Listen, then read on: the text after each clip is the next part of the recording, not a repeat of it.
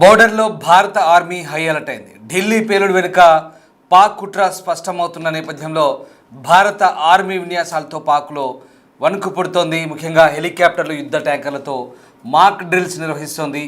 Indian army సన్నద్ధతను అఖండ ప్రహార్ పేరుతో చాటి చెప్తున్నారు. రాజస్థాన్లోని జైసల్మేర్లో సైనిక విన్యాసాలు కొనసాగుతున్నాయి. అఖండ ప్రహార్ పేరుతో ఈ విన్యాసాలు కొనసాగుతున్నాయి. ఆపరేషన్ త్రిశూల్కు ముగింపుగా ప్రస్తుతం పెద్ద ఎత్తున అఖండ ప్రహార్ చేపట్టింది ఆర్మీ.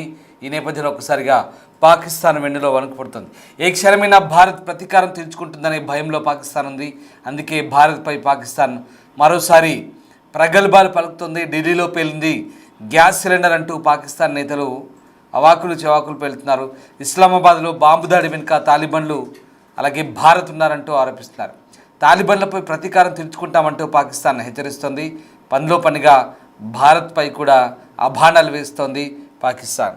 మరోవైపు ఢిల్లీ బాంబు పేలుల నేపథ్యంలో ఇప్పటికే భారత్ అప్రమత్తమైంది. ఖచ్చితంగా ఎలాంటి ఉగ్రవాద చర్యనైనా యుద్ధ చర్యగా పరిగణిస్తామంటూ గతంలోనే చెప్పిన భారత ఆర్మీ, భారత ప్రభుత్వం ఇప్పుడు నిజంగానే మరోసారి పాకిస్తాన్పై యుద్ధానికి దిగబోతుందా? ప్రస్తుతం జరుగుతున్న పరిణామాలు కూడా కాదని లేవనిపిస్తోంది. ఎందుకంటే జైసల్మేర్లో భారత సైన్యం యొక్క దక్షిణ కమాండ్ ఆధ్వర్యంలో రాజస్థాన్ ఎడారి ప్రాంతంలో జరుగుతున్న సైనిక విన్యాసాలు ప్రస్తుతం యుద్ధానికి సిద్ధంగా ఉన్నామనే సంకేతాలు వినిపిస్తున్నాయి. ఎక్సర్సైజ్ త్రిశూల్ బ్యానర్ కింద నిర్వహించిన ఈ విన్యాసంలో సైన్యం, నావికాదళం, వైమానిక దళం సంయుక్తంగా పాల్గొన్నాయి. భారతదేశం యొక్క సమగ్ర యుద్ధ సామర్థ్యాలను కొత్త స్థాయిలో ప్రదర్శించారు. ఇది భారత సాయుధ దళాల వ్యూహాత్మక ఆలోచనలో భాగమని, దీని కింద భవిష్యత్తులో ఇంటిగ్రేటెడ్ ఫోర్స్ అనే భావన సాకారమవుతున్నట్టు పేర్కొంటున్నారు. వాస్తవానికి త్రిశూల్ పేరుతో మొన్న 10 రోజుల పాటు భారత ఆర్మీ త్రివిధ దళాలు విన్యాసాలు నిర్వహించాయి. దానికి కొనసాగింపుగా ఇప్పుడు అఖండ ప్రహార్ నిర్వహిస్తున్నాయి. అయితే యాదృచ్ఛికంగా ఇటు ఢిల్లీలో బాంబు పేలులు జరగడం, మరోవైపు పాకిస్తాన్ ఆధారాలు దొరికితే కనుక యుద్ధ చర్యగా పరిగణిస్తామంటూ గతంలోనే ఇచ్చిన స్టేట్మెంట్తో ఇప్పుడు ఈ సైనిక విన్యాసాలకైతే ప్రాధాన్యత సంతరించుకుంటుంది. ఈ సైనిక విన్యాసాలు ముందస్తు షెడ్యూల్లో భాగంగానే చేస్తున్నారు. కానీ ఇప్పుడు ఉన్న పరిస్థితుల నేపథ్యంలో ఖచ్చితంగా ఇవి యుద్ధ సన్నాహాలుగానే భావించాల్సిన పరిస్థితి కనబడుతోంది. ఇక అఖండ ప్రహార్ యొక్క ప్రధాన లక్ష్యం 3 దళాల సమన్వయం, అలాగే సినర్జీ, ఉమ్మడి కార్యాచరణ సామర్థ్యాలను పరీక్షించడం. ఎడారి భూభాగంలో నిర్వహించిన ఈ వ్యాయామంలో కోనార్క్ కార్ప్స్ యొక్క వివిధ విభాగాలు పగలు రాత్రి నిర్వహించిన ఉమ్మడి విన్యాసాల ద్వారా తమ నైపుణ్యాన్ని ప్రదర్శించాయి. అఖండ ప్రహార్ అనే వ్యాయామం భారత సైన్యం యొక్క పరివర్తన దశాబ్దానికి ఒక శక్తివంతమైన ఉదాహరణ చెప్తున్నారు. సదరన్ కమాండ్ నిర్వహించిన ఈ వ్యాయామం సైనికులు సైన్యం యొక్క పోరాట సంసిద్ధతను ప్రదర్శించడమే కాకుండా భారత సాయుధ దళాలు ప్రతి సవాల్ను సిద్ధంగా స్వీకరించే సందేశాన్ని కూడా ఇక్కడ పంపినట్లు అవుతుంది. ఒకసారి ఆ దృశ్యాలు చూద్దాం.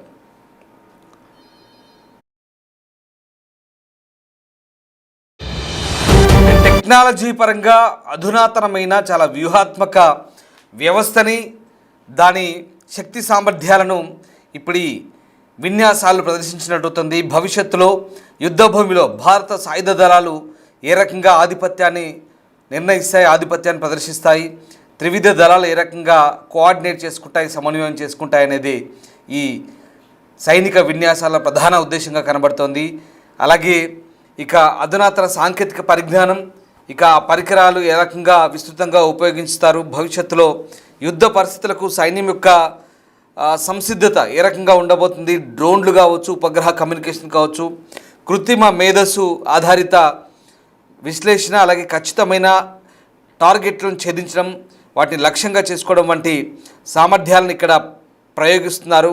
ఇది పూర్తిగా మన వ్యూహాత్మక సామర్థ్యాలను బలోపేతం చేయడమే కాకుండా టెక్నాలజీ పరంగా మనం ఎంత దృఢంగా ఉన్నామో నిరూపించుకునేందుకే ఇది నొక్కి చెప్తోంది ఈ సైనిక విన్యాసాలు.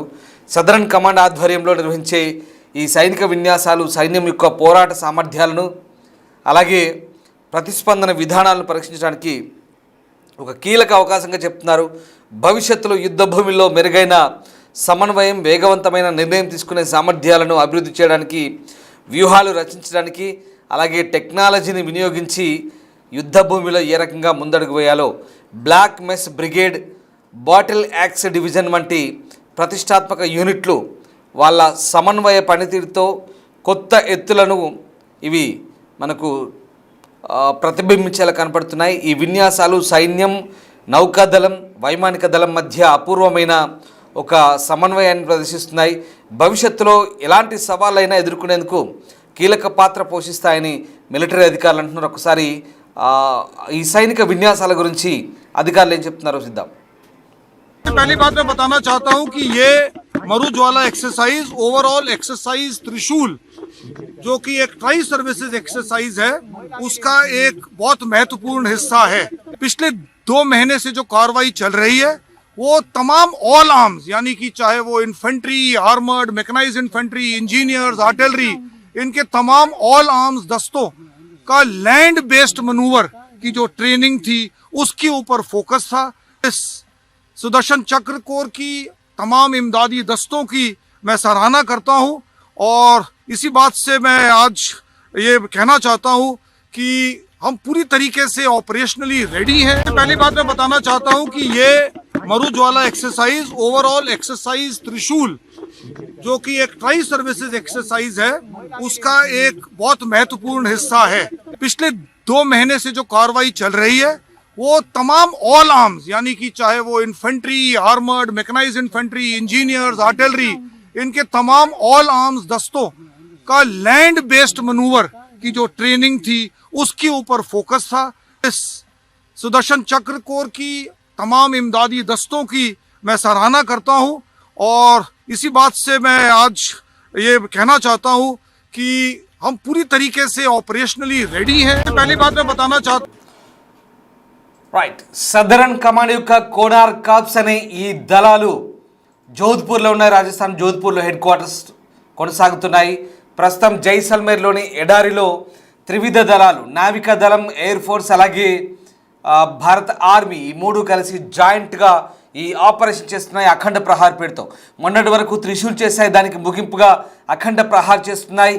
ఇవన్నీ కూడా పూర్తిగా మన టెక్నాలజీని ఉపయోగించుకొని రియల్ టైం వార్ మేనేజ్మెంట్ అలాగే రియల్ టైం ఇంటెలిజెంట్ ఇన్పుట్స్ని ఎలా క్రియేట్ చేయాలి, అవసరాన్ని బట్టి యుద్ధ వాతావరణంలో ఏ రకంగా ముందుకు దూసుకెళ్ళాలి, టెక్నాలజీని ఏ రకంగా వినియోగించాలి, డ్రోన్లు కావచ్చు, సాంకేతిక పరిజ్ఞానం కావచ్చు, అలాగే ఏఐ ఆధారిత టెక్నాలజీని ఏ రకంగా వినియోగించుకోవాలో, త్రివిధ దళాలు ఎలా కోఆర్డినేట్ చేసుకోవాలో ఒక్కసారిగా మన బలాన్ని చాటి చెప్తుంటే పాకిస్తాన్ వెన్నులో వణుకు పుడుతుంది. ఎందుకంటే ఢిల్లీలో జరిగిన పేలుళ్లకు పాకిస్తాన్ ప్రాయోజిత ఉగ్రవాదులే కారణంగా మనం ఆధారాలు సేకరిస్తున్నాం. అవే గనుక నిజమని తేలితే ఖచ్చితంగా పాకిస్తాన్పై చర్యలు ఉంటాయనేది భారత ఆర్మీ ప్రభుత్వం ఎప్పటి నుంచో హెచ్చరిస్తోంది. ముందు ఏం జరగబోతుందో ఇక మనం వేచి చూడాల్సిందే. ఎందుకంటే ఖచ్చితంగా ప్రతి ఉగ్రవాద చర్య యుద్ధ చర్యగా భావిస్తామన్న భారత ప్రభుత్వం ఈసారి చూస్తూ ఊరుకునే ప్రసక్తి లేదని చెప్తోంది. అవసరమైతే పూర్తిస్థాయి యుద్ధానికి కూడా దిగే అవకాశాలు లేకపోలేదు. అయితే మరోవైపు అటు పాకిస్తాన్ మాత్రం దొంగ మాటలు మాట్లాడుతుంది, దొంగ ఆరోపణ చేస్తోంది. ఇస్లామాబాద్లో మన దగ్గర బాంబు దాడి జరిగిన మరుసటి రోజు ఇస్లామాబాద్లో కూడా కోర్టు కాంప్లెక్స్లో బాంబు దాడి జరిగింది. దాని వెనుక తాలిబాన్లు ఉన్నారు, వాళ్లకు భారత్ మద్దతు ఇస్తుందంటూ మనపై తిరిగి ఆరోపణలు చేస్తుంది. దొంగే దొంగ అన్నట్టుగా ఉంది పాకిస్తాన్ పరిస్థితి.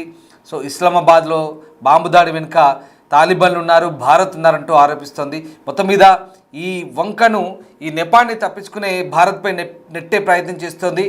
ఏదో ఒక వంకతో సాకుతో మళ్ళీ భారత్ని తిరిగి బదనాం చేసే ప్రయత్నం చేస్తుంది. మొత్తం మీద భారత ఆర్మీ అయితే సర్వసన్నద్ధంగా ఉందని చాటి చెప్పే ప్రయత్నం చేస్తుంది. జైసల్మేర్ ఎడారి నుంచి అన్ని రకాల ప్రాంతాల్లో, ఎత్తైన ప్రాంతాల్లో, అలాగే పీఠభూముల్లో, ఎడారుల్లో, తర్వాత పర్వత ప్రాంతాల్లో, సముద్ర మార్గాల్లో ఏ రకంగా యుద్ధం చేయాలో కూడా టెక్నాలజీని వినియోగించి అన్ని రకాలుగా సర్వసన్నద్ధంగా ఉన్నామంటూ భారత ఆర్మీ చెప్పే ప్రయత్నం చేస్తుంది. దీంతో పాకిస్తాన్ వెన్నులో వణుకు పుడుతోంది.